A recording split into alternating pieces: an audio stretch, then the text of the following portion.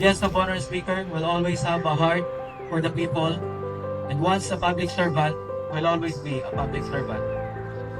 Let us all welcome our guest of honor speaker, Mr. Lawrence Anoran Isigan, sir. Sa lahat ng kawani ng PERS, PMFC, sa pamumuno ng ating masipag na Force Commander, ay sasamantalahin ko rin po ang pagkakataon na makarap po muli kayo para i-sign ang ganito. Ibig sabihin, letter cake as in vendors. So, salubungin natin ang umaga kay ganda na may ngiti at pag-asa at maraming salamat po at hindi ko nakakataon na pasalabatan ang lahat ng kapulisan sa inyong kabutihang ginagawa sa ating bayan.